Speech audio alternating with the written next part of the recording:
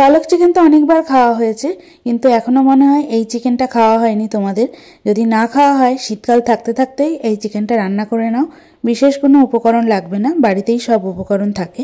তার জন্য প্রথমে ফ্রাইং প্যানে দিয়ে দিলাম পরিমাণ অনুযায়ী সাদা তেল। তেল গরম হয়ে গেছে, 3টে ছোটো এলাচ, কিছুটা পরিমাণ দারচিনি স্টিক আর 4টে শুকনো লঙ্কা হালকা করে ভেজে নিয়ে এর মধ্যে দিয়ে দেবো বোনলেস চিকেন, মানে সলিড চিকেনগুলো ছোট ছোট টুকরো করে দিয়েছি। টুকরো করে প্রায় 10 মিনিট মতো হাই ফ্লেমেই ভেজে নেব।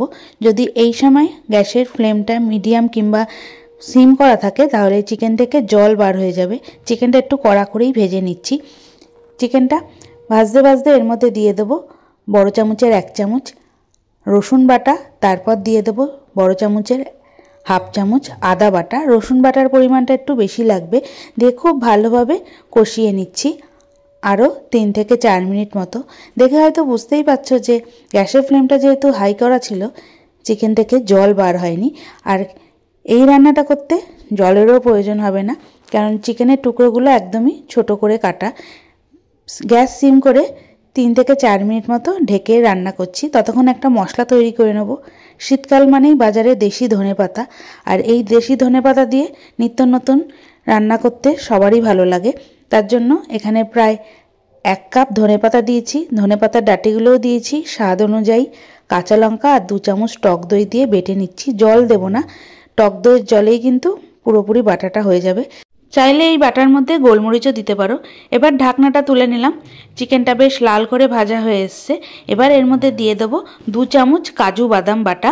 চাইলে এর মধ্যে কাজু বাদামের পরিবর্তে পোস্ত বাটা কিংবা সাদা তিল বাটা কিংবা চারমগজ বাটাও দিয়ে দিতে পারো।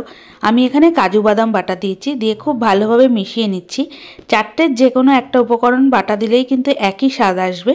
খুব ভালোভাবে মিশিয়ে নেওয়ার পর ছোটো চামচের 2 চামচ ধনে গুঁড়ো দিয়ে দিচ্ছি। যেহেতু আজকে ধনিয়া চিকেন করছি, তাই আর এর মধ্যে জিরে গুঁড়ো দেব না। ধনে গুঁড়ো দেওয়ার পরে 1/2 চামচ মতো কাশ্মীরি লঙ্কার গুঁড়ো দিলাম, যাতে কালারটা খুব সুন্দর আসে। এবার খুব ভালোভাবে মিশিয়ে নিচ্ছি। পুরো রান্নাটায় সিম আঁচে করব। প্রথমে 10 মিনিট হাই ফ্লেমে করার পর সিম আঁচে রান্নাটা করছি, যাতে চিকেনটা খুব ভালোভাবে সিদ্ধ হয়ে যায়। সব কিছু খুব ভালোভাবে মেশানোর পর এর মধ্যে দিয়ে দেবো স্বাদ অনুযায়ী লবণ। লবণ দেওয়ার পর যেই ধনেপাতাটা বেটে রেখেছি সেই ধনেপাতা দিয়ে দিচ্ছি। যেহেতু টক দই দেওয়া আছে, চিকেনটার মধ্যে একটু টক ভাবও আসবে, তার জন্য খেতে খুবই ভালো লাগে। খুব ভালোভাবে মিশিয়ে নিলাম। এবার তেল ভাজতে শুরু করে দিয়েছে। মিক্সির জার ধোয়া জল 1/2 কাপ মতো দিয়ে দিলাম। আগেই বলেছি বেশি পরিমাণ জলের প্রয়োজন নেই। এবার ভালো করে ফুটতে দিচ্ছি। ভালো করে ফুটে উঠলে গ্যাস সিম করে 5 থেকে 7 মিনিট মতো ঢাকনা দিয়ে ঢেকে রান্না করব। 5 থেকে 7 মিনিট পর ঢাকনাটা তুলে নিলাম। ওপরে তেল ভেসে উঠেছে। আর আগেই বলেছি চিকেনটা সিদ্ধ হতে বেশি সময় লাগবে না। চিকেন সিদ্ধও হয়ে এসছে। এবার নামানোর আগে দিয়ে দেব 1.5 চামচ মতো গরম মশলার গুঁড়ো। কত সুন্দর কালারটা এসছে আর গন্ধটাও খুব সুন্দর বার হয়েছে। গরম মশলার গুঁড়ো দিয়ে কিছুক্ষণ মতো রান্না করে গ্যাস বন্ধ করে দেব। রান্নাটা করতে কিন্তু বেশি সময়ও লাগে না। তাহলে তৈরি হয়ে গেল একটু অন্যরকমভাবে ধনিয়া চিকেন। আশা করছি রেসিপিটা ভালো লাগলো।